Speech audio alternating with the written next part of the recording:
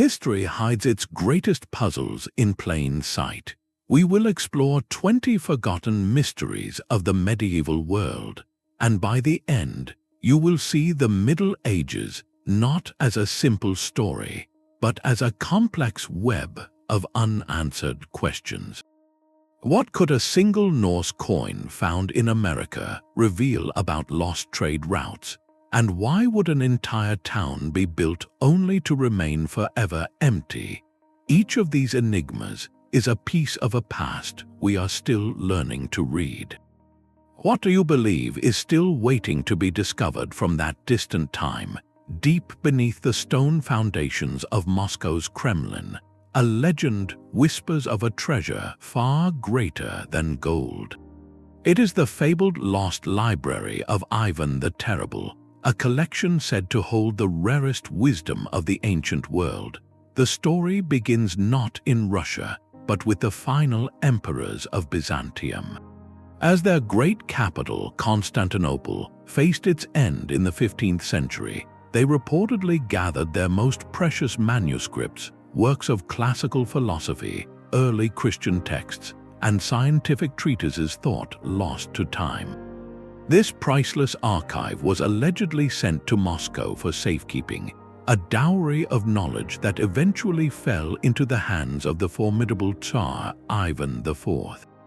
He was a ruler fascinated by both faith and power, and such a library would have been an instrument of immense influence. Yet after his reign, the entire collection vanished from all historical records. Did it ever exist in the grand form the legends describe? Many scholars believe a core collection was real, but its scale is lost to myth. The compelling question is not just where it is, but why it disappeared. Some suggest it was hidden to protect it from the fires and conflicts that regularly swept through the city. Others propose a more calculated reason, that Ivan himself ordered it sealed away, believing that such profound knowledge was too dangerous for anyone but the Tsar to possess. This transforms the mystery from a simple treasure hunt into a meditation on the medieval control of information, where wisdom itself could be a sovereign's most guarded secret. For centuries, the search has continued, a modern quest layered over ancient stone. Researchers have scanned the Kremlin's labyrinthine catacombs with ground-penetrating radar, and historians have pored over chronicles, looking for coded references to hidden vaults. Every so often, a tantalizing clue emerges, like a mysterious sealed chamber found during renovations, only for the trail to go cold again. The library remains a ghost in the archives, a palpable absence. Consider what its silent shelves might hold, perhaps a complete play by Sophocles, a lost dialogue of Aristotle, or an early gospel offering a different perspective on faith. The potential to reshape our understanding of history, science, and literature is staggering. It is a reminder that sometimes the greatest mysteries are not about what was destroyed, but about what might still be preserved, waiting in the dark for its moment to be read again. This pursuit of concealed knowledge leads us to another guardian of secrets, one made not of parchment but of stone, standing watch over a forgotten landscape. While legends speak of hidden libraries, other secrets were carved directly into the earth itself. In 1742, a workman digging a new foundation in the English town of Royston struck not more soil but empty space. He had found the entrance to a perfectly vertical, bottle-shaped chamber carved deep into the chalk bedrock. This was Royston Cave, and its walls were not bare stone. They were a dense tapestry of mysterious carvings, a silent sermon etched in shadow. The images are a bewildering fusion. There are clear Christian figures like Saint Catherine with her wheel and a haunting scene of the crucifixion. But alongside them are symbols that feel older, perhaps pagan, like Sheila's, and geometric patterns that spiral with unknown meaning. Mixed in are what many believe to be knights and crusaders, their shields and swords carefully rendered. This is not the orderly art of a great cathedral. It feels urgent, eclectic, and profoundly private. The complete absence of any explanatory text makes the cave's purpose one of England's most stubborn puzzles. Who created this hidden gallery, and for whom were its stories intended? Some researchers point to the Knights Templar, the powerful medieval order dissolved in the early 14th century. Could this have been a secret meeting place or a private chapel for Templars fleeing persecution? The Crusader-like figures lend weight to this idea, suggesting a space for a very specific kind of devotion. Others propose it was simply the sanctuary of a devout hermit, a solitary individual who blended the various spiritual influences of the time into a personal place of worship. There is even a theory it served as an Anchorite cell, a place where someone would willingly retreat from the world for a life of prayer, with the carvings serving as their only window onto scripture. The truth may be simpler or even more complex. Perhaps it was a safe space for a community holding beliefs that did not perfectly align with the church above ground, a place to explore faith beyond official doctrine. Think of the person who carved the image of Saint Catherine. They worked by flickering lamplight, the chalk dust filling the air as they painstakingly recreated the saint's face and her symbolic wheel. They chose this image for a reason. They chose to place it beside a pagan symbol for a reason. Each carving was a deliberate act of preservation, a belief that this message, this particular combination of ideas, was vital enough to be set in stone yet hidden from public view. The cave challenges our neat timelines of history, showing that medieval spirituality was not a monolith but a living, sometimes contradictory conversation. It reminds us that faith and its expression could flow in underground streams, away from the grand arches of institutions. This enigmatic chamber, a universe of meaning in a pocket of chalk, shifts our gaze from a single hidden room to a mystery written across an entire horizon, where the landscape itself becomes a canvas for a message no one can now hear. High on the rolling chalk downs of Oxfordshire, a creature of pure white runs across the green. This is the Uffington white horse, a figure so vast its elegant, abstract form can only be truly seen from the air or distant hills. Cut into the earth over 3,000 years ago, this is not the Nazca lines, but it is England's own ancient and monumental question. Its mystery for the medieval world is not its creation, but its stubborn, living persistence. How did this unmistakably pagan symbol survive the profound transformations of 1,000 years, through Roman departure, Saxon settlement, and Norman conquest, to still matter to the people of the Middle Ages? The horse itself is a masterpiece of prehistoric art, all sweeping curves and elongated limbs, more a symbol of motion than a literal animal. Its survival is the real puzzle. For centuries, local communities engaged in a ritual known as scouring, gathering to clear encroaching grass and weeds from the chalk trenches, ensuring the horse remained bright against the hillside. This was not casual maintenance, it was a ceremonial act, a tradition passed down through generations. Why would medieval Christians, living under the rule of a new Norman aristocracy, dedicate themselves to preserving such an ancient image? The written records of the time offer frustrating silence on its original meaning, but folklore rushed to fill the void. Some tales transformed it into the emblem of a dragon slain by St. George on the very hill where it lies. Others whispered it was the standard of a forgotten Anglo-Saxon kingdom, a symbol of identity that refused to fade. This points to something profound about the medieval relationship with the past. The landscape itself was a parchment, and features like the white horse were pages from a much older book that people could not read, but felt compelled to preserve. It represents a continuity of memory that operated outside of official chronicles, a deep, perhaps subconscious, connection to place and ancestry. The community that gathered for the Scouring Festival may not have known the horse's original creators, but they understood it as a part of their world, a focal point for gathering and identity.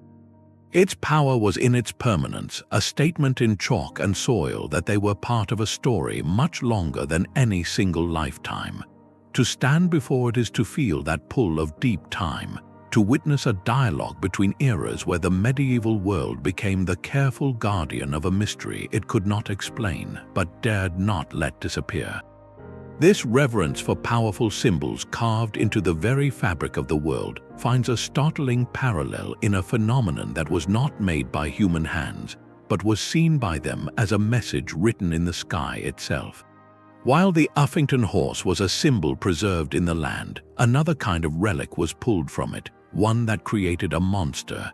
In 1335, the people of Klagenfurt in Austria faced a terror not from the sky but from the marshes. Their city was reportedly besieged by a dreadful creature, a dragon that lurked in the wetlands. The community rallied, a hunt was organized, and the beast was said to be slain.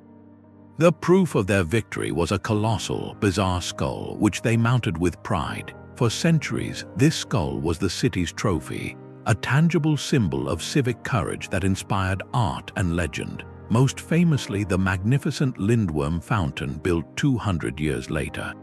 The creature's form, immortalized in bronze, coiled through the city's identity, but the truth, uncovered much later, was far stranger than the myth. The terrifying dragon skull was not from a beast of legend, but from a woolly rhinoceros, a giant of the Ice Age that had died thousands of years before. This is where the mystery truly lies. It is not about a monster hunt, but about a profound moment of interpretation. Imagine the moment that skull was pulled from the earth. The medieval citizens had no concept of deep time or extinct megafauna. They had stories of dragons, and they had this very real, very massive bone structure with a huge nasal cavity that could only be a monstrous head.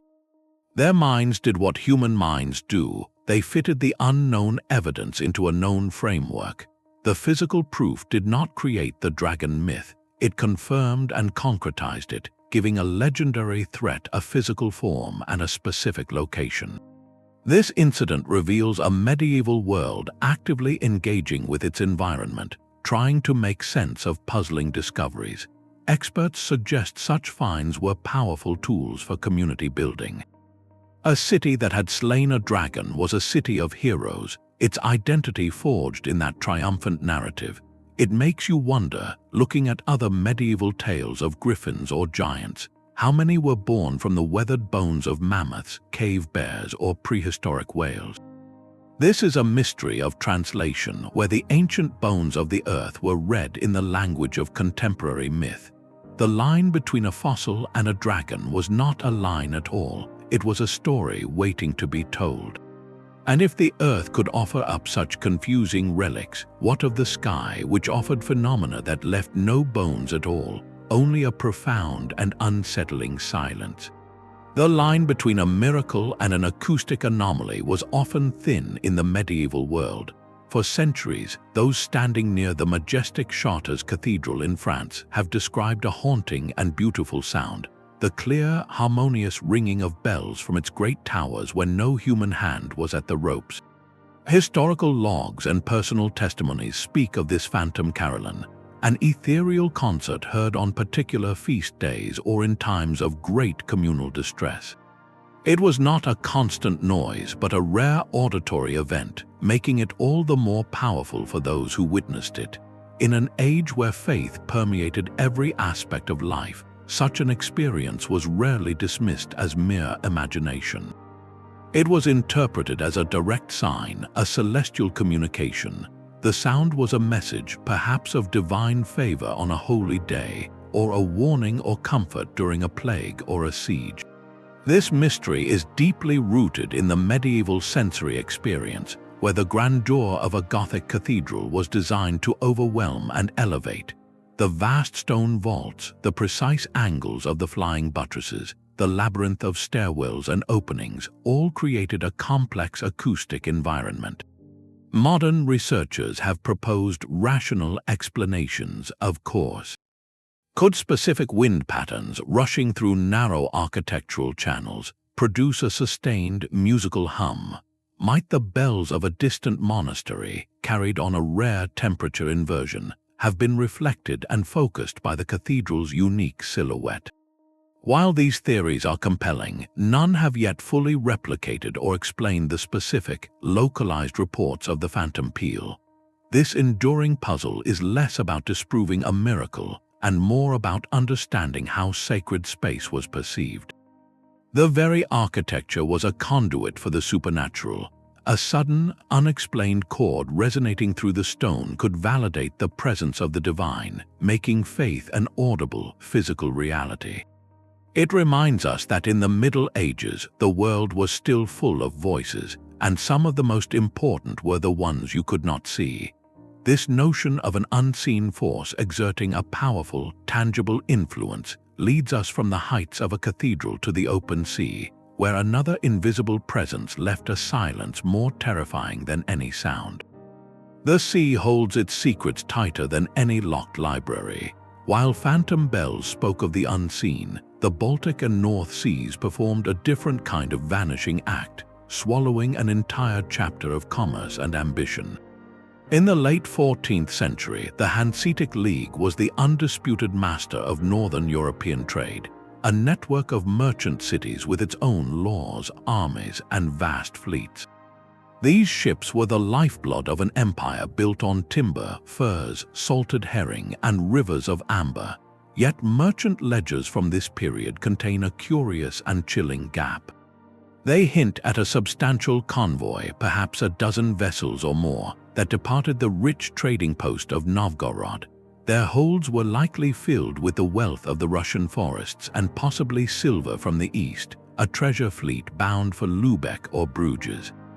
They sailed into the autumn mists and simply never arrived. No storm was recorded severe enough to claim them all. No port ever reported wreckage or survivors. In an organization famed for its meticulous records, the silence is deafening. This is not a story of a famous shipwreck with a known name, but of a blank space in history where a fleet should be. Maritime historians, piecing together the environmental clues, point to the onset of the Little Ice Age. This period brought not just colder temperatures, but sudden, freak weather events of unprecedented violence. A convoy could have been caught in a perfect storm, a maelstrom so vast it left no splintered planks to wash ashore. Other theories suggest navigational catastrophe. Medieval sailors relied heavily on coastal landmarks and dead reckoning. A persistent fog bank or a miscalculation could have sent the entire group onto the desolate, rocky shores of the Baltic's less traveled islands, where no one would find them for centuries. There is even a darker possibility within the League's own competitive politics. The Hanseatic cities were allies but also rivals. Could a rival merchant family have orchestrated sabotage to cripple a competitor's fortunes? The loss of such wealth would have sent shockwaves through the economies of Northern Europe, yet the event is a ghost in the ledger, overshadowed by later, more famous voyages.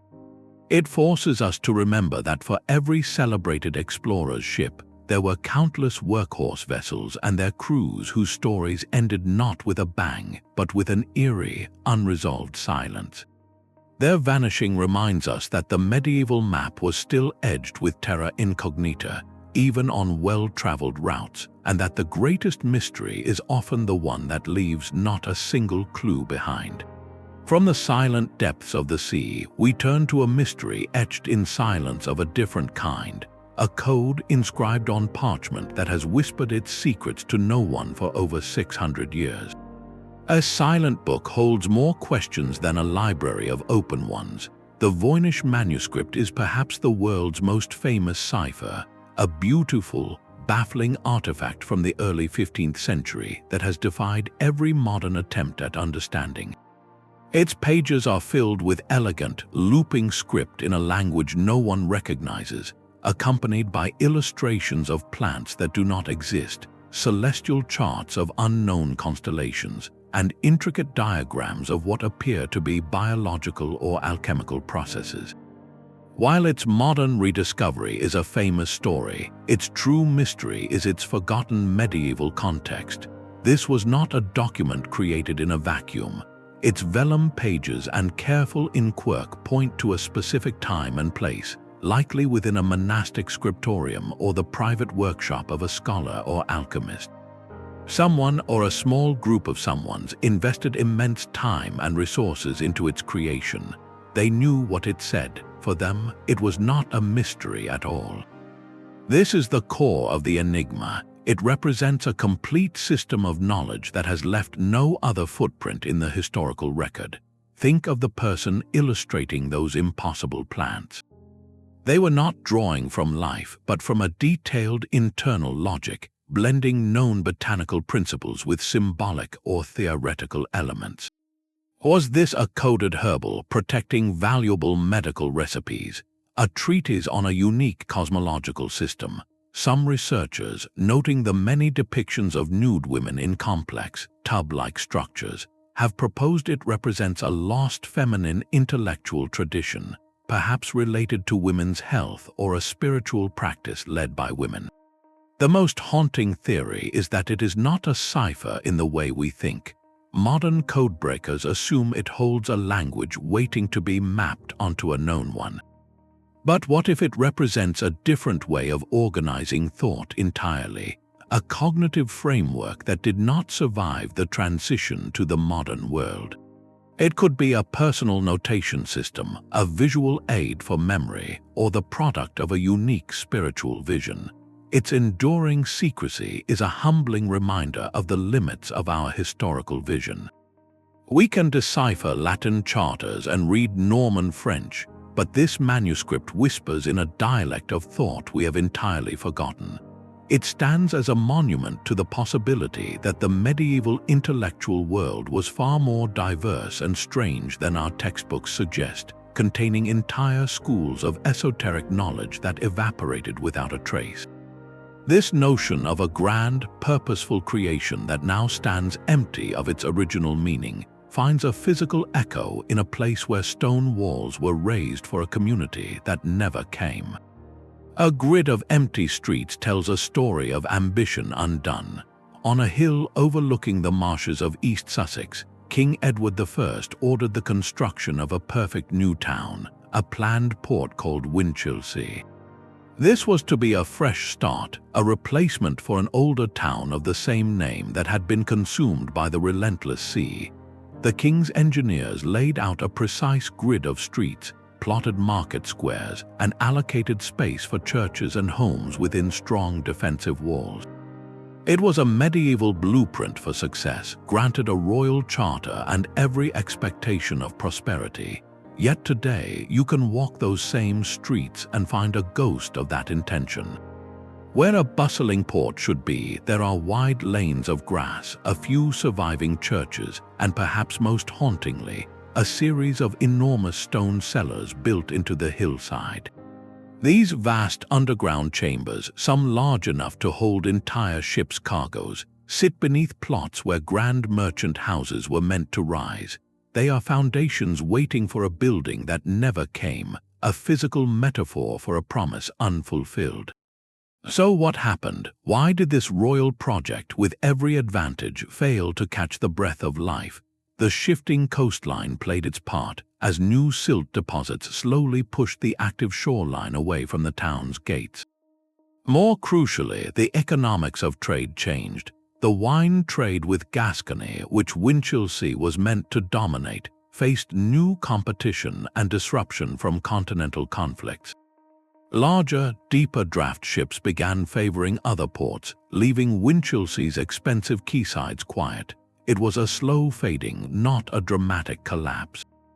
Families and merchants allocated plots may have simply chosen to build their futures elsewhere, where the currents of commerce flowed more strongly. The town never died violently, it was stillborn. This makes it a uniquely poignant mystery. It is not about what was lost, but about what never was. Those silent cellars speak of investments made and abandoned, of wine that never aged in those dark spaces, of voices that never echoed in the halls above. It is a monument to the gap between royal decree and human reality, a reminder that even the most powerful king could not command the sea or the market. To stand there now is to feel the weight of potential. to wonder about the alternate history where those streets thrummed with life, and to recognize how the medieval world was constantly being rewritten by the invisible hands of geography and trade. From this place of palpable absence, we turn to a medieval mystery defined by a powerful, troubling presence that left no physical trace at all. The Green Children emerged from the earth itself, a story of otherness written on the skin. In the 12th century, during the chaotic civil war known as the Anarchy under King Stephen, villagers in Woolpit, Suffolk, made an astonishing discovery. Near the deep pits used to trap wolves, they found a young brother and sister. Their skin had a distinct green tinge, they wore clothing of an unknown fabric and cut, and they spoke in a language no one could recognize. They were utterly alien. The villagers took them in, but the boy, frail and distressed, soon passed away. His sister, however, survived. They named her Agnes. As she learned English and adapted to her new life, her green coloration gradually faded. When she could finally tell her story, she described a place she called St. Martin's Land, a twilight realm where the sun never rose to full brightness and where all the people were, like her, green. She said she and her brother had been tending their father's flock when they heard a loud sound like bells and found themselves in the Woolpit pit, blinded by our brilliant sun. This account, recorded by two separate chroniclers of the era, is not presented as a fable but as a curious local event. Its endurance lies in that very matter of factness. How do we explain such a detailed, persistent narrative? Some historians see a possible memory of displaced Flemish immigrants who wore distinct clothing and spoke a foreign tongue, perhaps suffering from chloroses, a form of anemia that can give the skin a greenish pallor after a period of malnutrition. Others view it as a symbolic tale, a parable about lost souls, the displaced, or even the fairy folk of older Celtic belief, integrated into a Christian framework. Yet the story's power is not in solving it, but in the window it provides. It shows us a medieval community confronting something completely outside their understanding. They did not dismiss the children, they documented them. The chroniclers did not call it magic, they reported the facts as they heard them. This is a mystery about the edges of the medieval world, where the map ended and the realm of stories began, and where a community tried to make sense of the inexplicable by weaving it directly into the fabric of their recorded history. Such profound isolation was sometimes not a mystery thrust upon a community, but one chosen by an individual in an act of ultimate devotion. A profound silence could be chosen, and was. The Anchorites of medieval Europe took the hidden devotion of Royston Cave to its ultimate conclusion, not by carving messages in secret, but by becoming a living message themselves. Beyond the well-known anchorist Julian of Norwich, whose writings have survived, lies a vast, quiet mystery of hundreds, perhaps thousands, of individuals, mostly women, who requested a radical transformation. They participated in a solemn ceremony, a ritual of enclosure, where after a funeral mass for their old life, they were literally walled into a tiny cell, often called an anchorhold, permanently attached to the side of a church. A small window, or sometimes two, looked inward toward the altar and outward toward the world. Through that outer window, the community would pass food and necessities. Through that same window, the anchorite would speak, pray, and counsel. This is the core of the mystery that challenges our modern mind. We might see only extreme isolation, a life of deprivation.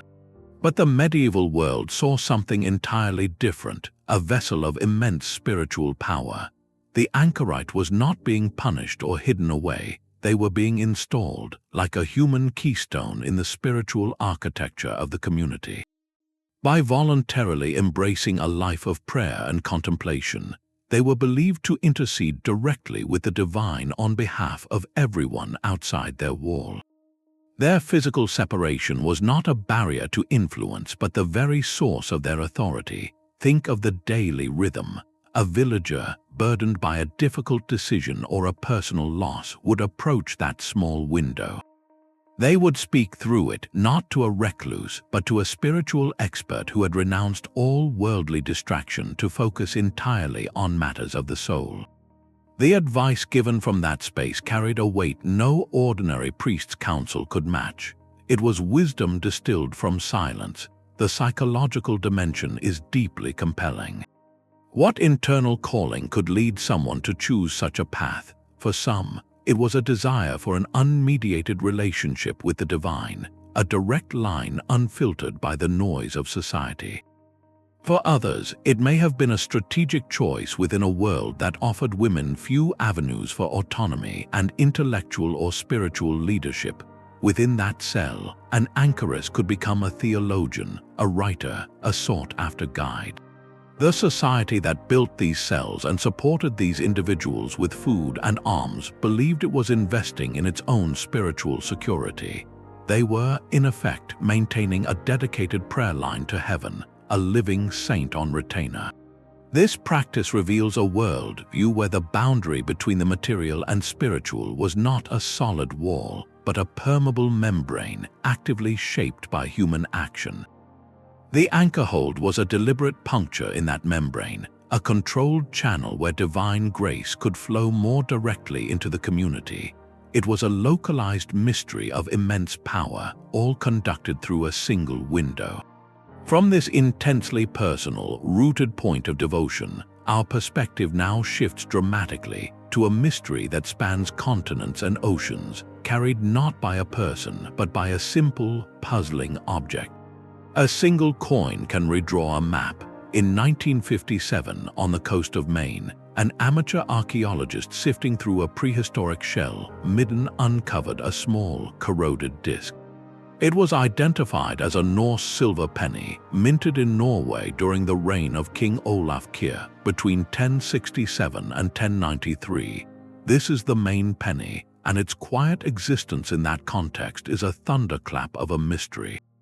How did a medieval Norwegian coin end up in a pre-Columbian Native American site on the far side of the Atlantic Ocean? The immediate, thrilling assumption might be of Vikings sailing down the coast, establishing a camp far beyond their known settlements in Newfoundland. Yet archaeologists see a different, perhaps more fascinating story.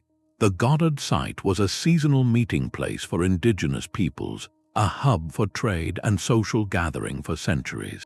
The coin was found among local artifacts, not with any other Norse materials. This suggests it did not arrive with its original owners but traveled. Think of the journey. A Norse trader in Greenland or Newfoundland might have used it in a transaction. From there, it could have entered indigenous trade networks, vast and sophisticated chains of exchange that moved goods like copper from the Great Lakes region or shells from the Gulf of Mexico across the continent. This coin, a curiosity, a shiny piece of foreign silver, may have been passed from hand to hand, community to community, over generations or even centuries, moving south along routes we can only guess at. It becomes a token in a game of continental telephone, its original meaning lost but its value as an exotic object enduring. Of course, scholars are rightly cautious. Could it have been dropped by a much later collector? Its authenticated archaeological context argues powerfully against that, placing it firmly within layers dated long before European colonization. This single artifact forces a profound shift in perspective.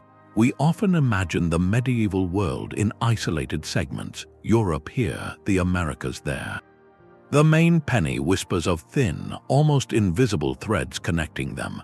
It suggests that news, materials, and ideas may have flowed across the ocean not in great waves, but in tiny, persistent trickles through extended networks of human contact. The 11th century map suddenly seems smaller and far more interesting, dotted with potential connections that our history books are still learning to trace. It is a reminder that an object's final resting place is only the last page of a long and forgotten story. If a coin could travel such a silent road, what journeys might have been undertaken by people, and what monuments might they have left behind only to see them erased by time or by intention? Stone can be a record of forgetting as much as of memory. In the heart of Cambridge stands the Church of the Holy Sepulchre, known simply as the Round Church, one of just 4 surviving Norman round churches in all of England. Its original form, built in the 12th century, was a perfect stone circle, a dramatic architectural echo of the Church of the Holy Sepulchre in Jerusalem. This was a powerful, symbolic design, often associated with the Knights Templar and their mission. Yet in the 15th century, something profound and puzzling happened. The community took deliberate, costly action to dismantle a significant portion of their own sacred building. The rounded nave was largely torn down and rebuilt in a conventional rectangular shape, leaving only the original chancel and the iconic round tower. The mystery is not in the construction, but in the destruction. Why would a town choose to demolish and replace such a unique and holy structure? The surviving church records are meticulous in their accounting for stone, timber, and labor, but they are utterly silent on the reason. This silence is the heart of the enigma. Was it a practical decision? The rounded walls, perhaps, had proven unstable or too dark and difficult to maintain. Or was it a theological shift, a move away from the older, Crusader-inspired circular design toward the more modern and spacious cruciform layout that better suited contemporary worship? The most compelling theory touches on memory and power. The Knights Templar, the order most linked to such round churches, had been violently suppressed 2 centuries earlier. By the 1400s, any association with them could have been seen as a liability or a lingering heresy. The act of demolition, then, might not have been mere renovation, but a quiet act of historical editing. It was a way for the community to physically break with a past that had become inconvenient or dangerous, to reshape their spiritual home in the image of a new orthodoxy. This is a mystery of intentional erasure. The people of Cambridge were not careless, they were decisive. They looked at a landmark that had stood for 300 years and made a collective choice to transform it. The fragments of the original that remain, the round tower, the chancel arch, are like a palimpsest, a parchment where the older writing still shows faintly beneath the new text. They force us to ask what any society decides is worth keeping when fashion changes, when beliefs evolve, or when power demands a new narrative. The round church stands as a testament to the fact that history is not just built, it is also carefully, selectively unmade. This physical reshaping of a community's memory finds a parallel in a different kind of transformation, one written not in stone, but in the very bodies of the people themselves, a biological mystery emerging from the silence of the grave. The silence between pandemics is its own kind of haunting. Centuries before the Black Death carved its grim mark across 14th century Europe, another wave of illness reshaped the ancient world. The plague of Justinian, beginning in the 6th century, swept through the Byzantine Empire and beyond, its impact recorded in stark terms by contemporary historians who wrote of empty cities and fields left untended. Then, after several devastating cycles across 2 centuries, it receded. The bacterium responsible, Yersinia pestis, seemed to vanish from the landscape, entering a period of dormancy that would last for roughly 600 years. This long interlude is one of history's great epidemiological mysteries. Medieval communities living in those quiet centuries carried the fading echoes of that trauma in folktales and local chronicles, stories of a great dying that might have felt like distant legend. Yet the threat was not gone, only sleeping. Modern science has deepened the puzzle. Paleogenomic studies, which extract ancient DNA from remains, confirm it was the identical pathogen that returned with such fury in the 1300s. This raises profound questions about the hidden rhythms of nature.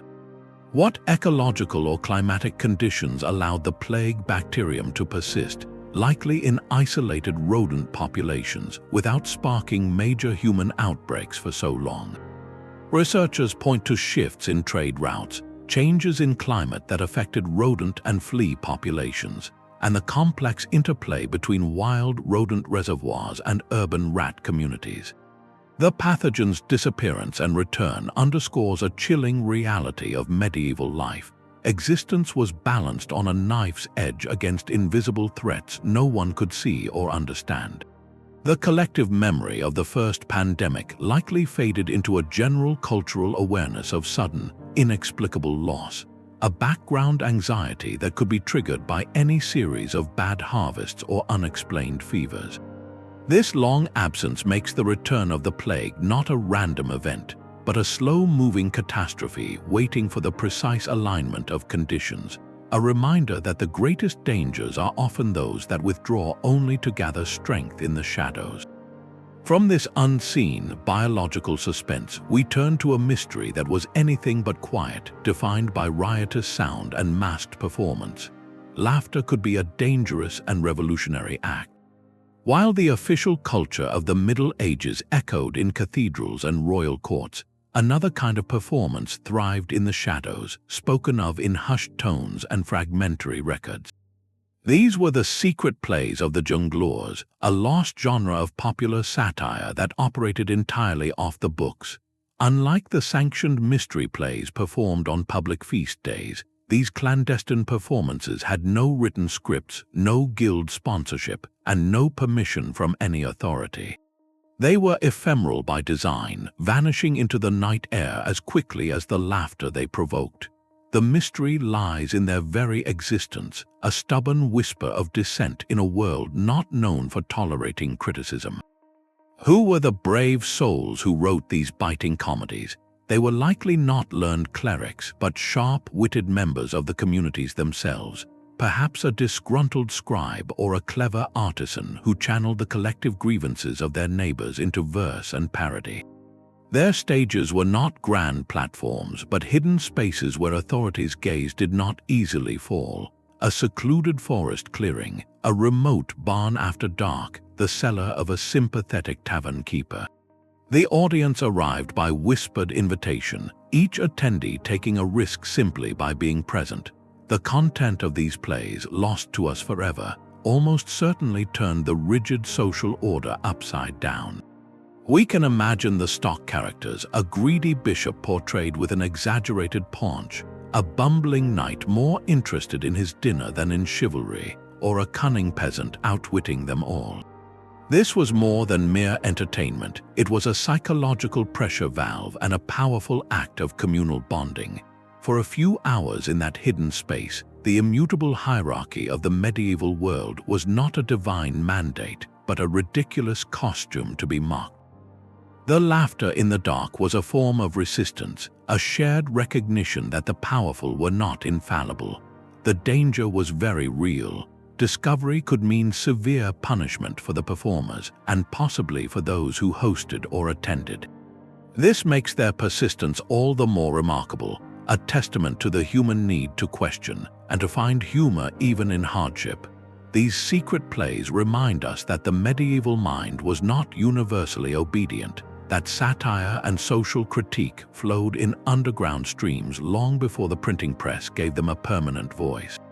They represent a vibrant, living dialogue that official chronicles deliberately ignored, a ghost in the historical record that speaks volumes through its very absence. This shadow theater of the people, however, existed in stark contrast to the most visible and sanctioned performances of power, where the mysteries were not about hidden critique, but about the deliberate and majestic display of royal authority itself. Gold and jewels can vanish, but what of a kingdom's soul? The lost crown of the kingdom of Burgundy is not merely a missing piece of treasure, it is a vanished heartbeat. This was no minor duchy, but a formidable realm whose kings wielded power to rival the Holy Roman emperors themselves.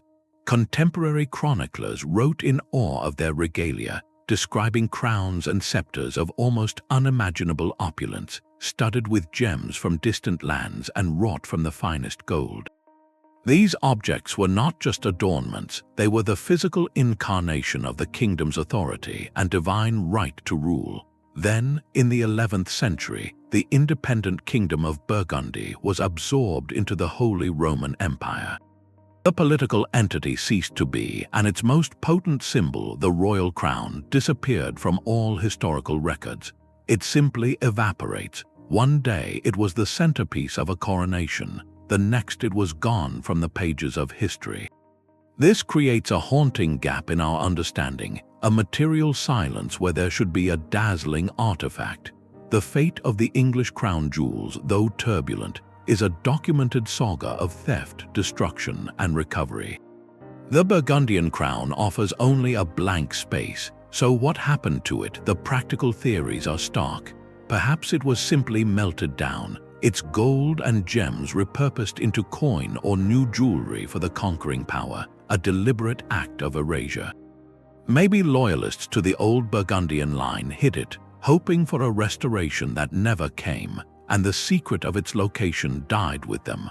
Or it could have been taken as a supreme war trophy, only to be lost centuries later in some other conflict or disaster.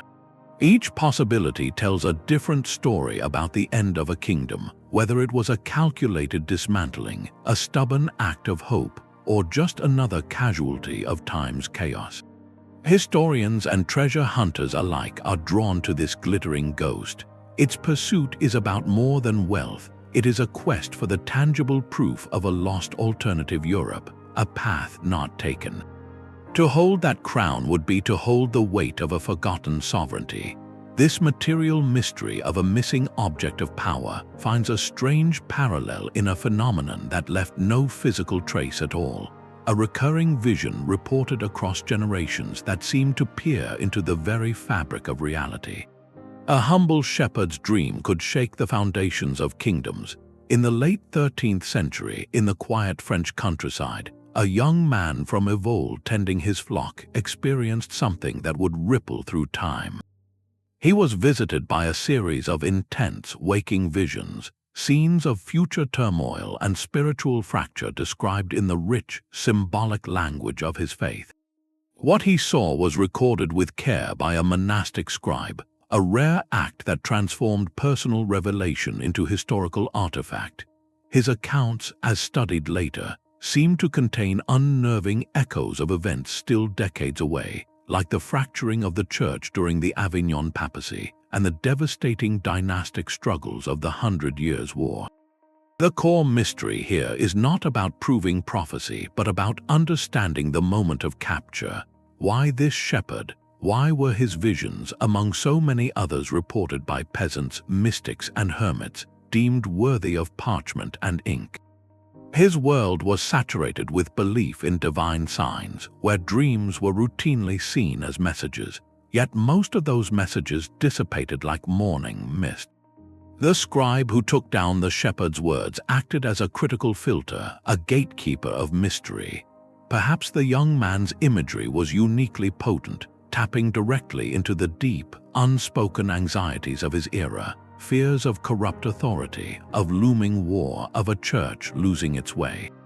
His symbolic language, drawn from scripture and local folklore, provided a familiar framework through which to express these collective dreads. This grants us a precious glimpse into how medieval communities processed uncertainty. A prophetic vision from a shepherd was not necessarily less credible than one from a bishop. It could be seen as more pure, more direct, precisely because it came from a vessel untainted by worldly learning or political ambition. The recording of his experience shows a culture actively listening for guidance, even from the most unexpected sources, and a system that could, on rare occasions, allow a voice from the very margins to whisper into the chronicle. It makes us wonder about all the other visions that were dismissed or forgotten, the dreams that did not align with the fears or hopes of the local priest or lord. What stories of the future were lost because no one was there to write them down? The shepherd's testimony reminds us that history is not just what happened, but what was chosen to be remembered. From this elevated realm of dreams and divine whispers, our journey now leads down, deep below the feet of a bustling medieval city, into a silent stone labyrinth whose purpose has been swallowed by the earth. Deep beneath the quiet fields and villages of Central Europe lies a landscape of deliberate darkness. Scattered across Bavaria, Austria, and parts of France are hundreds of narrow, winding tunnels known as Erdstall, carved from the living earth between the 10th and 13th centuries. To enter one is an experience of profound physical constraint. These passages are not tall, graceful corridors, but cramped, sinuous burrows, often so low that an adult must crawl on hands and knees. They twist and turn without clear pattern, sometimes dipping into tight vertical shafts, only to open into small, utterly featureless chambers before ending in a solid wall of earth. They were dug with immense effort using simple iron tools, a community undertaking that spanned generations across a vast region, and yet, for all that labor, their purpose has been completely erased from memory. They are too cramped and damp for storing food or sheltering livestock. They lack the mineral traces of any mining activity. Their confusing layouts make them poor hiding places during a raid, as one could easily become trapped. This leaves us with a silent, physical question carved into the bedrock. What powerful, shared motivation compelled so many medieval communities to dig these enigmatic labyrinths? One compelling theory looks to spiritual survival. In an era of forced conversion, these hidden, womb-like tunnels may have served as secret ritual spaces for those clinging to older earth-based beliefs, a place to conduct ceremonies away from the eyes of the church above. Another interpretation is more symbolic, viewing the cramped, twisting journey as a ritual reenactment of a descent into the underworld, a transformative ordeal undertaken for spiritual purification or initiation.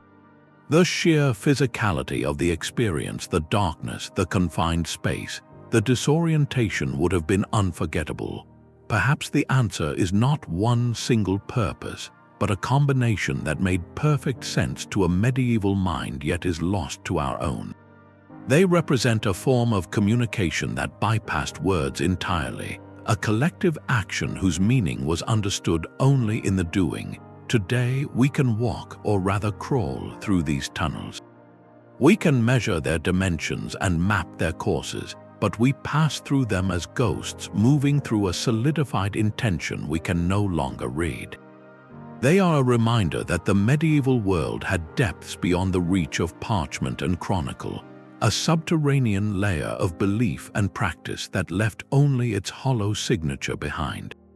This profound earthly mystery, rooted in community and soil, finds its perfect counterpoint in a solitary and celestial one, a brilliant anomaly recorded not in stone, but in the night sky itself. A brilliant scar tore across the heavens in 1264, visible from London to Constantinople. This was no subtle shift in the stars, but a blazing comet with a tail that seemed to split the night, recorded with awe and terror in chronicles from England to Japan. Modern astronomy identifies it as a periodic visitor, likely Comet Swift-Tuttle, the same source of our Perseid meteor showers. But for the medieval world, this was no natural spectacle. It was a direct and urgent message, a divine portent written in fire. The true forgotten mystery is not the comet itself, but the specific and volatile human earthquake it triggered on the ground. Across Europe, the sky did not just display a wonder, it seemed to actively participate in events. Reports flooded in of strange, blood-red clouds gathering at sunset, of unexplained lights dancing over church steeples, and of unearthly sounds echoing from the hills. These phenomena, whether atmospheric illusions or mass suggestion, were read as corroborating evidence. The comet was not merely a sign, it was an opening act. This celestial event tapped into a deep well of apocalyptic anxiety. The year 1264 was already one of tension, with political strife, failed harvests, and lingering memory of earlier hardships. The comet became the catalyst, the proof that these troubles were not random, but part of a grand and terrifying divine narrative. The mystery lies in the precise transmission of this fear. How did the sight of the same silent object in the sky lead to such varied and extreme reactions in different towns? In some cities, it sparked violent riots as mobs, convinced the end was near, turned on local minorities or authority figures they believed had incurred God's wrath. In others, it prompted the exact opposite, massive, peaceful processions of flagellants and penitents filling the streets, individuals scourging themselves in public displays of remorse meant to avert the looming judgment. The comet's light seemed to illuminate the inner workings of the medieval mind. There was no separation between the celestial and the terrestrial, between astronomy and morality. The cosmos was a living, moral entity, and a change in its appearance demanded an immediate and proportional response on Earth. Researchers studying these events see a powerful case study in pre-modern mass psychology.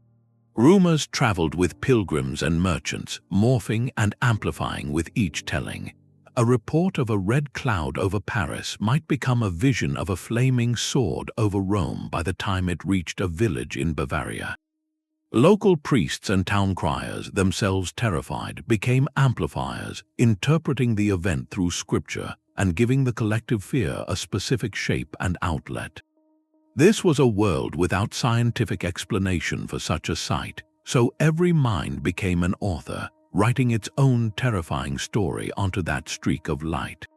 To understand the comet of 1264 is to understand that our ancestors lived under a different sky. A page of a sacred text they believed was being rewritten before their eyes, with their own lives as the imminent subject of the next sentence.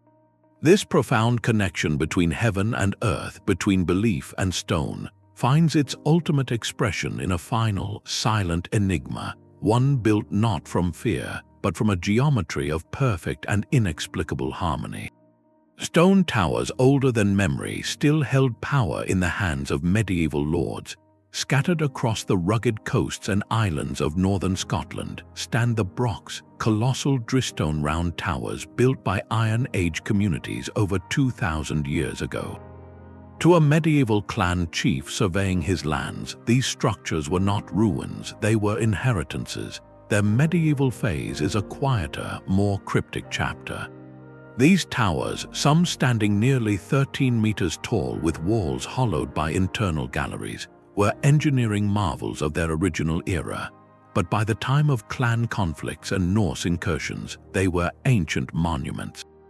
So what purpose did they serve for people living a millennium after their builders had vanished? The evidence is frustratingly sparse. While some Brochs show signs of medieval reuse, like crude interior walls or hearths added to the old floor, many contain almost no everyday artifacts from the period. This absence is the first clue. It suggests they were not primary residences or continuously inhabited spaces. One compelling theory casts them as symbols of raw, ancestral authority. A clan chief who controlled a Broch was not just claiming land, he was anchoring his right to rule in a deep, immovable past. The tower itself became a title deed written in stone, a physical statement that his lineage was as enduring as the Cyclopean masonry. In the volatile world of medieval Highland politics, where allegiances shifted like the mist, such a symbol of permanence was a powerful tool. Yet they may also have served a starkly practical role in that same volatile landscape. Their original design as defensible refuges could have been perfectly reactivated during a sudden raid. Imagine a warning cry echoing across the glen, and families driving their cattle toward the massive, familiar silhouette of the Broch, scrambling up its narrow entrance passage to temporary safety within its thick walls. They were pre-built fortresses requiring only a determined group to hold the entrance. Alternatively, their cool, dark interiors might have been ideal for storing grain or valuable goods, a communal strongroom for the scattered settlement nearby. The truth likely blended all these uses, varying from place to place. A Broch on a contested border might be a ready-made watchtower, while one deep within a clan's territory could be a seasonal gathering place or a boundary marker. This is the core of their mystery. Medieval people did not leave a manual explaining why they kept these giants in their lives. They simply adapted them, weaving them into the practical and symbolic fabric of their society. The Broch represents a profound dialogue with a deep past, where a community looked at a mysterious, formidable artifact from a forgotten age and decided it still had a role to play. They accepted the mystery of its origins and focused on the utility of its presence. It stands as a testament to pragmatic reverence, the act of finding new meaning in old stones, ensuring that even the most enigmatic landmarks remain part of the living story of the land. Our journey through these 20 forgotten whispers from the medieval world ends not with a solved puzzle, but with a transformed perspective. We have stood before the silent, waiting cellars of a town that never lived and craned our necks to see a white horse that refused to fade. We have traced the improbable journey of a single Norse coin and felt the chill of a labyrinth dug for a purpose now lost to the earth. Each of these enigmas, from the phantom bells of Chartres to the secret plays performed in shadow, chips away at the old idea of a simple, dark age. They reveal instead a time of vibrant complexity, a world pulsing with curiosity, shadowed by deep fears, and illuminated by flashes of astonishing ingenuity. The true value of these mysteries is not in providing final answers, but in the questions they force us to ask. They challenge the neat narratives of textbooks, reminding us that history is lived in the gaps, in the strange artifacts, the unexplained records, and the stubborn legends that official chronicles could not contain. The Green Children of Woolpit and the Erdstall tunnels are not mere footnotes. They are profound reminders that the medieval mind engaged with mystery and the unexplained as a fundamental part of reality. Our exploration shows that the past is not a closed book, but an ongoing conversation. Every generation brings new tools, new questions, and a fresh perspective to these enduring riddles. The lost library of Ivan may yet be found with ground-penetrating radar. The Voynich manuscript may one day whisper its secrets to an algorithm we have not yet designed. History, at its most thrilling, is about the pursuit, not just the possession of knowledge. So let this be an invitation to look closer at the world around you. What local legend in your own region might hold a kernel of a forgotten truth? What odd architectural detail or persistent folk tale could be a thread leading back to a story waiting to be remembered? The medieval world teaches us that mystery is not a flaw in our understanding, but an essential part of the human story. It is what keeps us searching, keeps us wondering, and ensures that the past never truly becomes a foreign country. If these glimpses into the shadows have captivated you, consider what other secrets are waiting patiently for their moment to step back into the light. We would love to hear which of these 20 mysteries you find most compelling. Share your thoughts in the comments below. For more journeys into the unknown corners of history, be sure to subscribe and never stop questioning the stories we think we know.